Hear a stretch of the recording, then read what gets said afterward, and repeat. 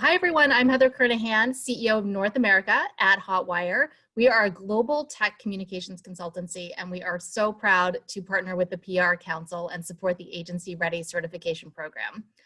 In today's webinar, I'm here with Charlene Gage, who is a media strategy manager at Hotwire, and we're going to talk about our careers, how we got started, manifesting, and all goal setting, and all kinds of really fun stuff. So Charlene, I want to ask the first question. If you can open by talking a little bit about your job at Hotwire, but also talking about why you chose communications for your career. Yeah, definitely. As you said, I'm a media strategy manager. And what that means essentially is everyone within PR is, I think, really focused on media and that earned media, as well as all the other aspects to get coverage and attention for your client. But when it comes to the media strategy manager, I'm hyper focused on those relationships with the journalists, figuring out how to tell those interesting stories, get that awesome coverage in the Wall Street Journal, Fortune, all those different publications. So I like to think that my role and relationship with the journalists is really focused on exactly that, the relationship. And that's really how I got into PR. I guess my first entree into it was in high school, doing all those personality quizzes, figuring out what am I going to major in when I get into college. And this job description, public relations specialist, kept coming up. So I was like, there must be something there.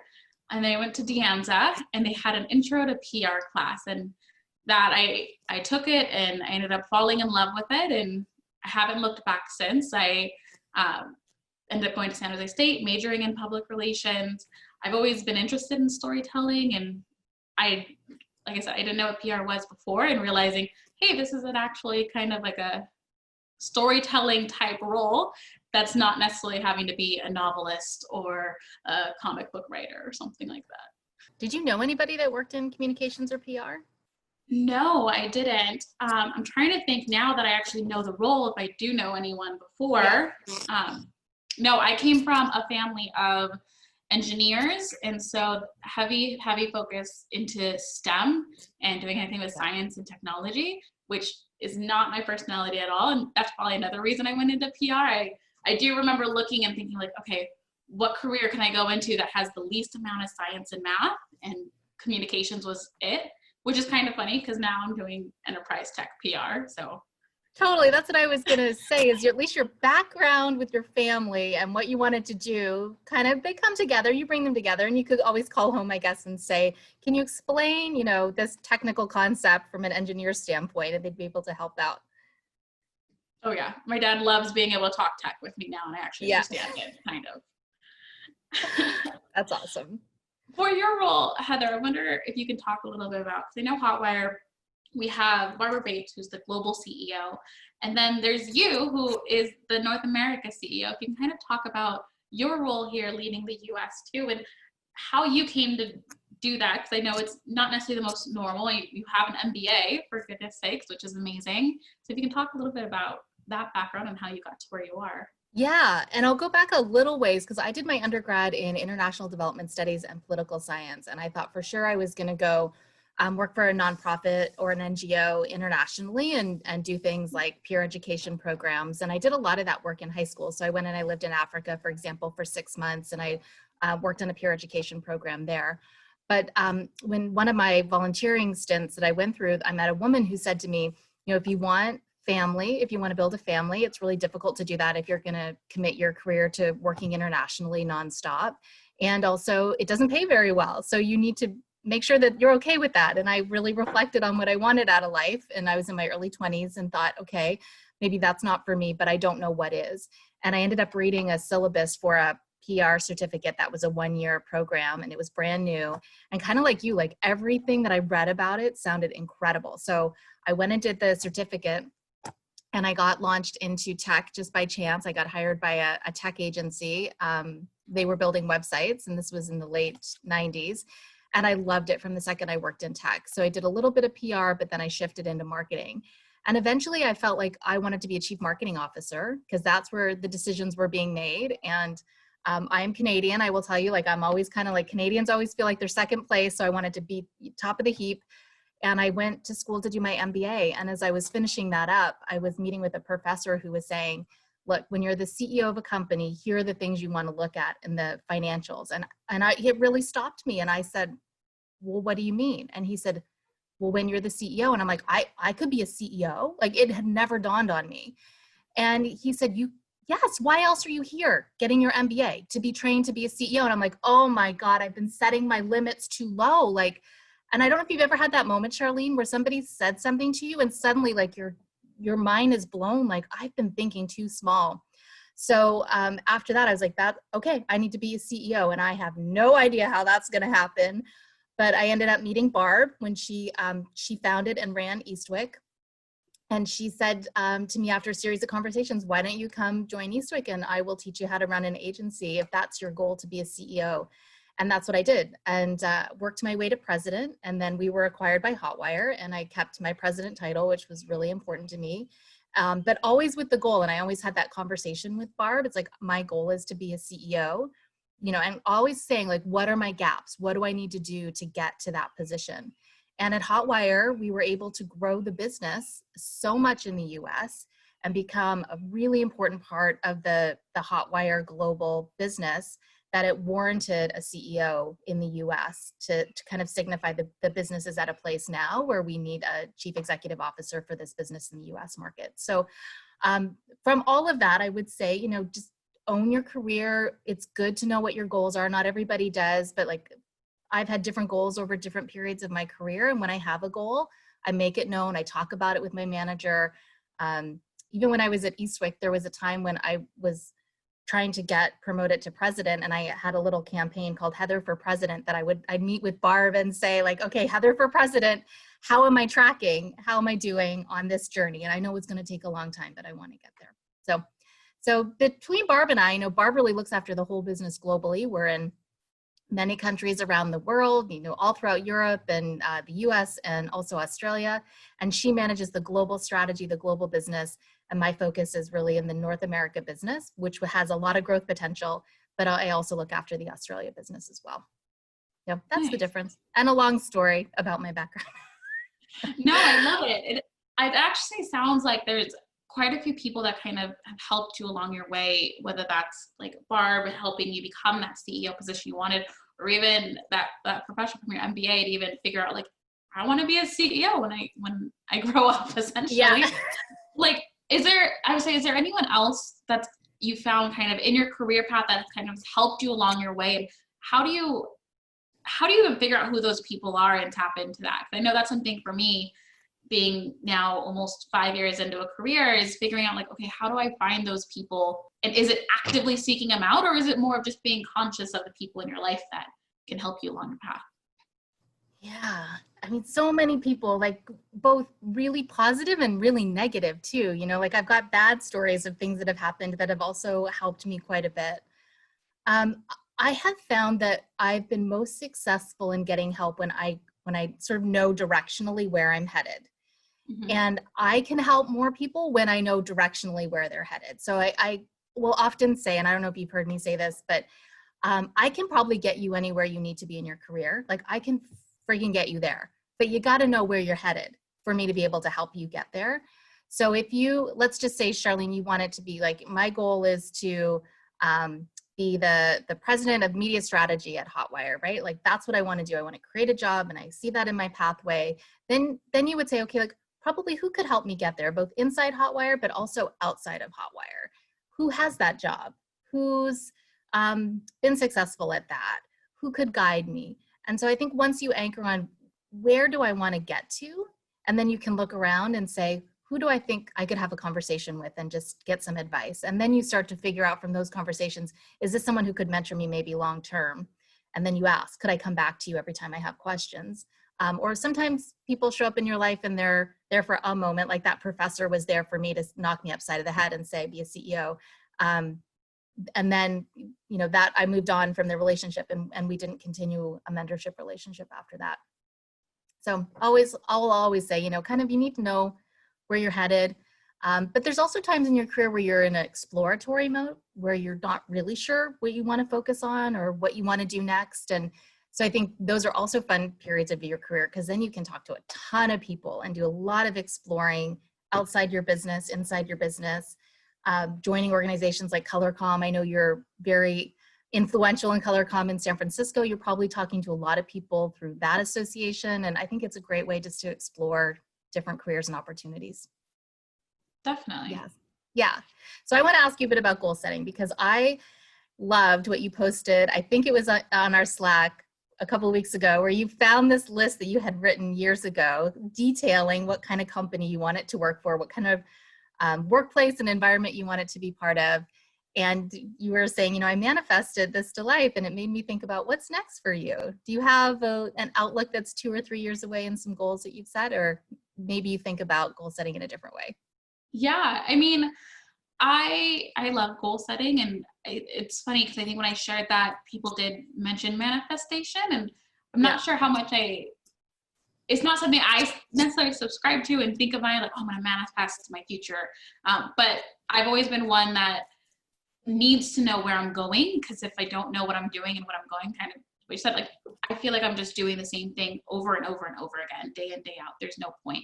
And so it's interesting because I spent the last 2 weeks, I ended up taking 2 weeks off for the 4th of July holiday, and then the week before as well, and went out in the wilderness, if you'd say, and did a lot of kind of reflection through the year, through my career, where I want to end up going and what that looks like. And so when it comes to, I guess, what that future looks like, I'm not 100% clear. I liked what you said, kind of, it's about talking with people, figuring out where you want to go. And I think that's a part of where I'm at now. I have a bit of a view of what I want to do and what I like to do. I do really like that media relationships. And I think definitely what the future holds is, and what that future career path looks like, is access to those C-suite executives. I'm definitely lucky that I'm able to do that now in my role, and starting to be able to work with CEOs, chief product officers, transformation officers, and telling those large business strategy stories. And so I definitely say it's a large component going forward. And it's definitely a goal I've set for myself for 2020 is, while I'm focused on media, becoming even more of that kind of speaker trainer and all aspects of storytelling to help those key stakeholders come through and tell those interesting stories. And I think that's what kind of excites me. It totally excites me, especially with everything going on, and with the spotlight, I think, on diversity, Black Lives Matter, inclusion, all of it is the ability to being able to kind of train up and gather those skills to help those founders, those business executives, those people who are actually doing amazing work and just aren't getting the attention they deserve and the funding that they deserve, to be able to eventually help them in cutting through the noise and becoming that next Elon Musk or Bill Gates and getting the attention that they should be getting. Yeah, I know, I'm with you there. And that's why I'll do a little plug for our webinar, which is July 15th. I think this will air after July 15th, but we'll definitely continue it this year, is our the Say Gap speaker and media training program that we're doing with the PR Council. And the council has a goal to train 5,000 people this year. Hotwire signed up to train 2020 because it's our 20th anniversary in 2020. And I'm with you, like I am determined to get trained as many people in leadership who need it, like women, people of color, underrepresented folks in the media. We need to get them trained so they feel confident being spokespeople and talking to the media and putting their story forward. And something that I've been thinking about for a couple of years is, how do we do this? And then when the PR Council came forward and said, we're interested in this too, I'm like, let's go. We're doing this. So we've got hundreds of people signed up for our webinar on July 15th, which I'm really excited about. We'll just keep going through the year. Yeah, I love that. That's exactly it. Because I know I love what I do, and I love being able to work with all the different people that I get to work with. I know I get so even more excited when I have that interesting, unique perspective from a client. Be like, oh, yes, a female CEO, tell me about it. A minority business leader. Yes, let me make you famous. Forget who I joke around with, but it's like, let me help you tell this story. And it's definitely a passion. Yep. We agree, lady. We're going to do that this year. We're doing it in a much bigger way than we've ever done it before. Definitely. And I think, so with the spotlight on, all things Black Lives Matter, and pair with that, all the things that are already going on with COVID-19, Yeah. I mean, the business industry is hugely impacted. I'm curious, I mean, from your background and your perspective, like, how do you see all of this impacting the PR industry, and how do we go forward?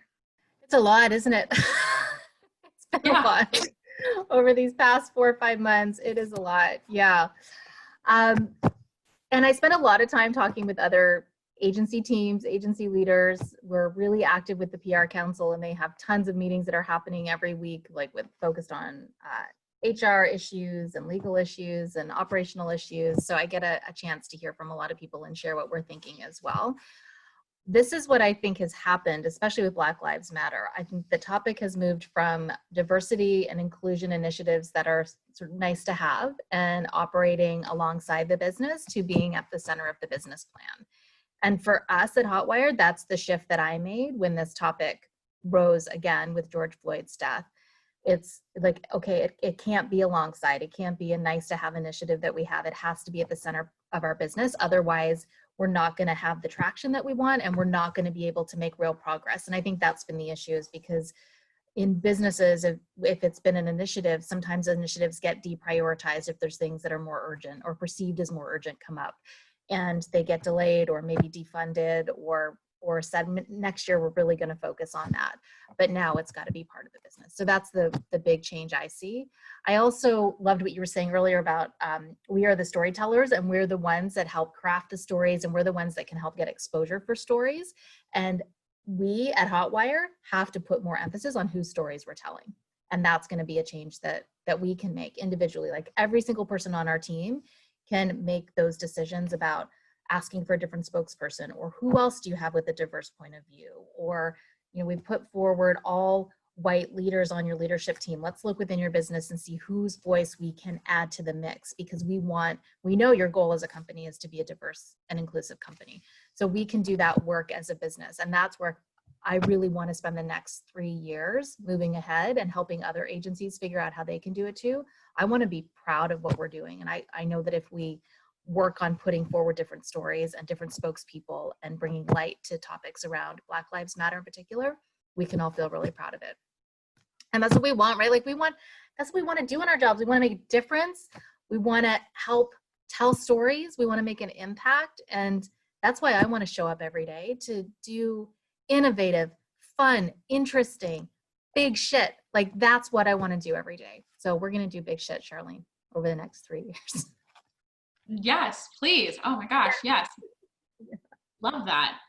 We are. I realize I'm about to ask you 2 questions in a row, but That's excuse okay. me. Yeah, go for it. As we're talking about 3 years, I think that's what was really interesting, is Hotwire really looks, when they do their planning kind of 3 years in advance. And Yeah. This summer we're kind of now looking the next 3 years in advance. I want to take a second to reflect on the last 3 years. I'm curious, and it's a little bit of a question, I guess, that you don't normally ask, but as you reflect on the last 3 years, I'm sure it's easy to point out the areas that, like, yep, I did that right. That was fantastic. These were all the wins.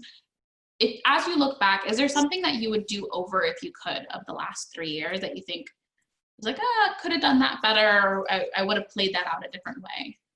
With me, it's actually the opposite. I have a really hard time recognizing the wins.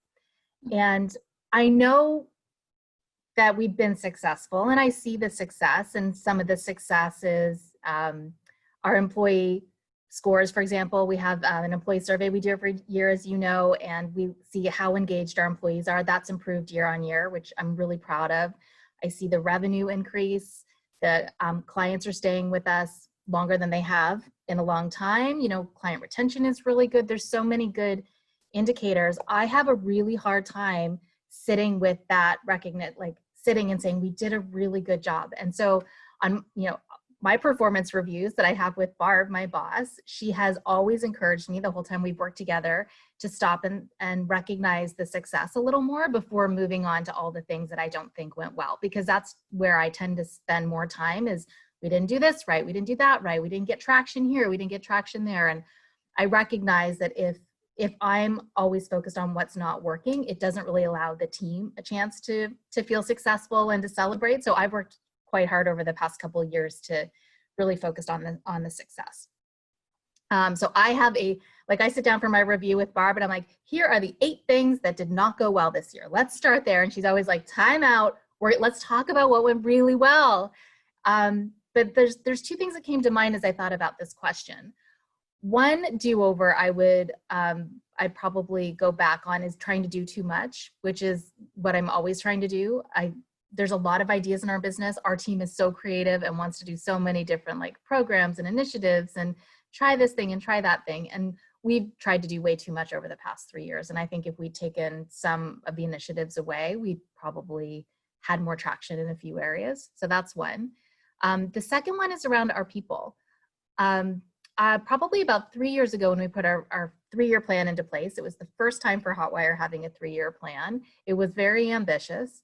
And when we started to roll it out, I focused a lot on the programs and the initiatives. And my do-over would be actually always people first and thinking about the team first and what the team needs. And do we have the right people on the team and making decisions about people on the team more quickly than before. So that's my do-over is, and something I wake up every day when I come to work and I really think about very consciously is team first. What does the team need to be successful?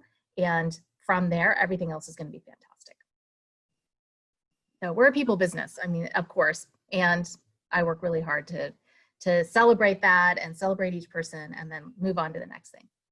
And my last review was slightly better, so I think I'm getting, I'm doing a little bit better at this. It's the progress that matters, not how far, right? It is for sure. Yeah. All right. One for you, Charlene. I'm looking at the questions that I put together. Okay. I love reading. So one of my questions for you is, what have you read recently that you would recommend to others? Definitely. It's actually funny because I used to love reading when I was younger. And then for whatever reason, I stopped reading, but I didn't stop collecting books. And so this year I made it kind of a resolution to read more. So I've read like a book a month so far, which I'm amazed at. Lately, I've been really getting into memoirs. I guess I feel weird saying it because I'm not 100% sure they are memoirs. They're just more like autobiographies. Yeah. But I would say I wouldn't necessarily recommend it because I feel like I'm behind the 8 ball, but I just read Becoming by Michelle Obama. Amazing book. I've always heard that. I'm sure you've read it. I feel like other people have probably read it. A newer book that just came out that I would recommend is More Myself by Alicia Keys. Ooh, I don't have read that one. Okay. That one was really great. I think I ended up reading in April as I was kind of reflecting back on vulnerability and who I am and mental health and dealing with being at home now with all things going on with COVID. And I thought that was really a great book because she does some really deep reflections on her own life of growing up in New York and kind of going through and the music she develops and figuring out who she is and how to get back to who she really is. And it really resonated. I know growing up, I always looked up to Alicia Keys being a biracial girl as well. And so being able to kind of go back and read her perspective and her views has always been helpful. And it's kind of been the theme of the books I've been reading. I've been reading a lot of Black women autobiographies, so like Michelle, Alicia Keys. I'm currently reading Gabrielle Union's book, We Need More Wine, which is also, it's been really interesting so far listening to her perspective of her growing up in actually Pleasanton, being that dark Black girl growing up in a predominantly white neighborhoods and everything she's had to deal with of figuring out how she is actually beautiful and dealing with, gangs and kind of things impacting her friends' lives as well. And I'm excited to read so much more. I'm just kind of starting out on that book. So I would say those 3 are really great. That's definitely been my theme that I've been focusing on, like I said, is probably, it's been spurred by a lot of the Black Lives Matter, is reading more Black authors and hearing those different perspectives and stories to tell. Yeah, me too. So I'm going to give you 2 recommendations if you haven't read them yet. This is my finished book pile. That's why I have a stack here. Okay, Stacey Abrams' book. I just finished this one, Lead from the Outside. What I really like about this book is that she's got some worksheets in here. So she'll talk about some concepts and then she'll have 2 pages of fill in your thoughts on these kinds of topics. And I always love books like that. I also did not know that this woman, in addition to being a political badass, is also a multi-business entrepreneur and owns multiple businesses and did you know that she's an author? She writes fiction. I mean, her name sounds familiar, but I don't think so. No, okay, you've got to read Stacey Abrams' book. So she's awesome. And then I'm gonna hop up for 1 sec because I have another one I just finished. This one I loved, Valerie Jarrett, Finding My Voice. So she worked for the Obama administration. She met Michelle and Barack Obama in Chicago when they were very early on in their career, and she ended up going to the White House with them and being one of the longest serving folks in the White House. And she's also friggin' incredible lady. I finished it. There it goes on the pile. So I recommend those two. So good. Both kind of women in politics, which is interesting in this election year. Oh, definitely. I love that. I feel like that's been a sub, like I just finished John Bolton's new book. So I feel like I'm on a little bit of a political kick now with Michelle and that book. And that'll be the trend. Put those two on your list. Definitely. And I'm going to ask you a second question too, because you mentioned mental health. And so you wrote this really incredible blog that you put on the Hotwire blog. Everyone should go take a look at it, about mental health and your experience with the topic of mental health kind of over the course of a year. Can you share some of the highlights of that blog? Yeah. I guess I'd say some of the highlights. I'm not a person that I would consider, I guess starting from the beginning is mental health. I feel like gets that bad rep with some people, like, oh, you have mental health issues. I don't want to touch it. I don't want to deal with it. Stay away from it. And that's definitely, I think, kind of that perspective as I approached it coming out of high school, through college, and my relationships and my work. I was like, nope, I don't know what mental health problems are. I'm resilient. I got it. I just keep trucking forward. Don't pay any attention to any kind of emotions. And it's something I prided myself on, I think, growing up and moving through schools and within my family, being like, nope, I'm the unemotional one. I don't get sad. I don't get angry. I just move on. And I think it's something that forced a lot of people, more specifically myself, when COVID came around, because this whole, the whole world stopped and everything changed. And rather than continuing on with normal life of going into work, going out to eat, going shopping, going playing sports, go travel, doing all these things, it's literally like, nope, you're going to stay in your apartment and you're only going to go out to get groceries, and that's what you're going to do for the next 3 months.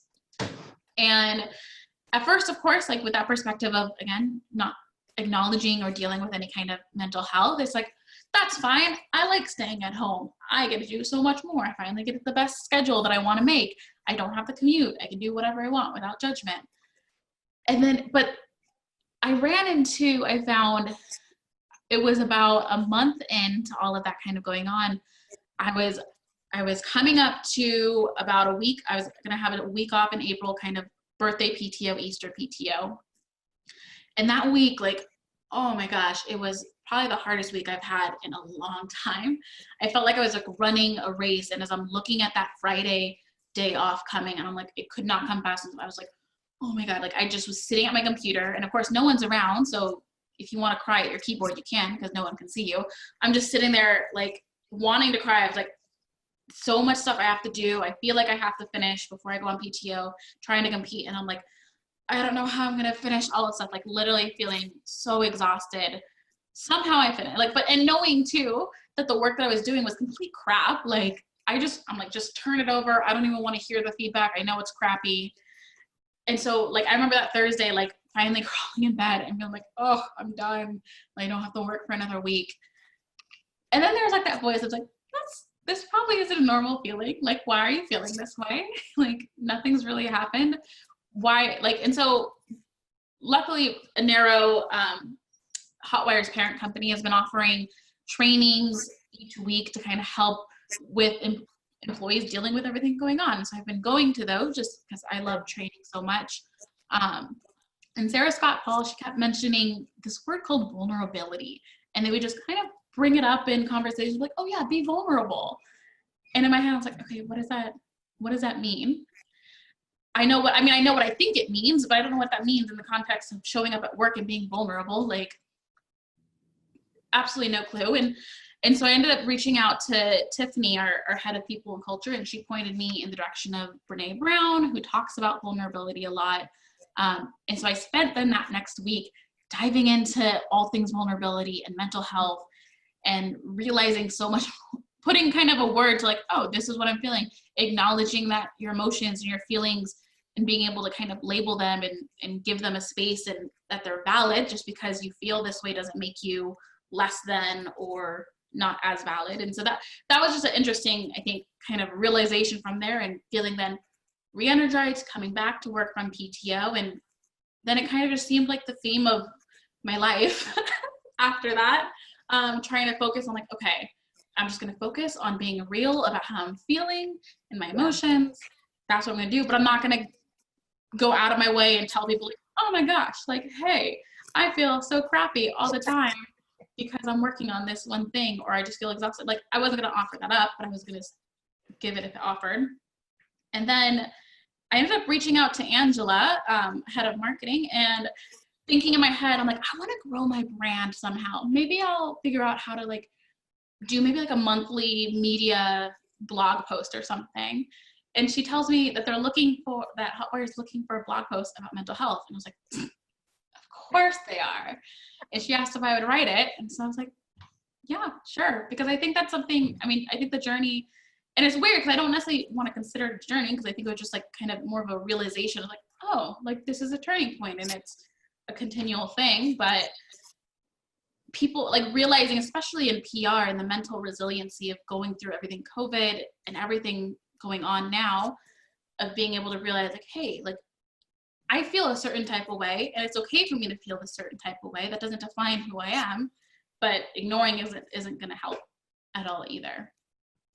And that was a really long way to not, and I'm not sure if it really answered your question, but I guess those are kind of the highlights of just net takeaway, being able to acknowledge your emotions and realizing that they're valid and they don't define who you are. It's just like a result of, I think, a lot of things that you're going through, and being able to acknowledge and deal with them in the moment and move past it versus ignoring it is way better way to deal with it. Yeah.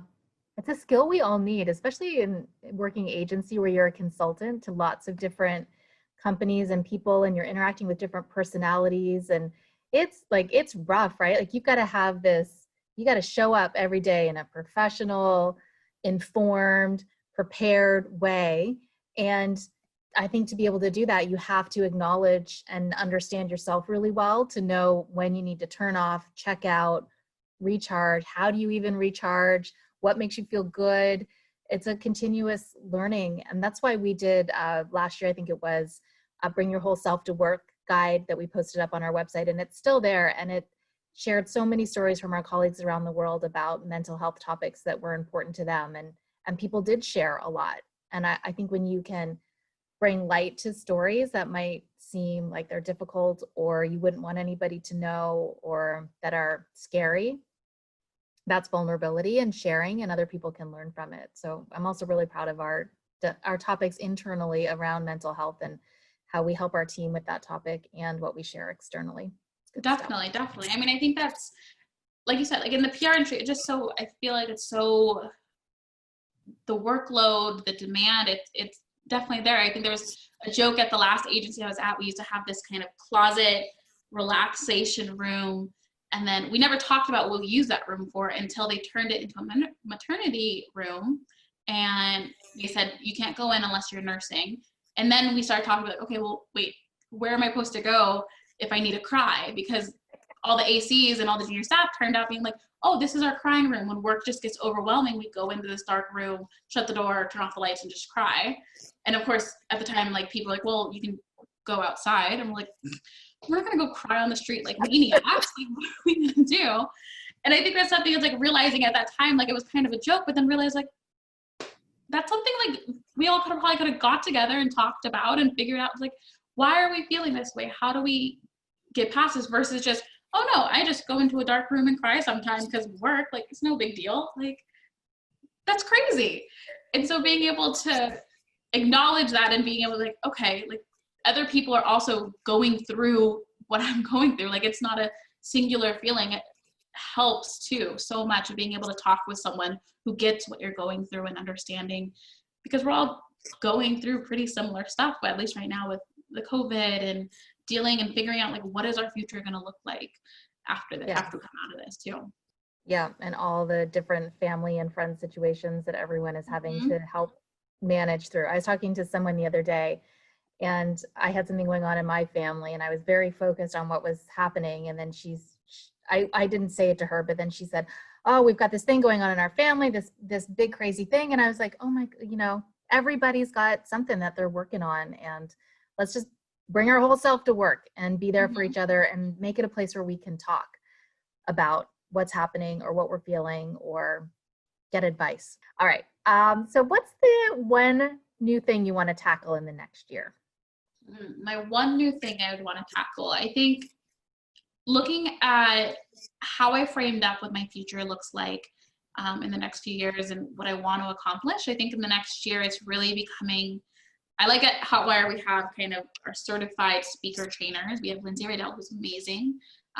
But of course, she needs so much help and support from there. So getting kind of certified as that speaker trainer to be able to host my own trainings for executives to help them with their storytelling, presentations, and everything. So that's kind of the goal I've set for the next year, of being able to get that, more of that training, more of that understanding, to then from like a year from now being able to host a speaker training by myself with executives and have them make amazing presentations at South by Southwest one day, or CES, or whenever those conferences, if those conferences come back.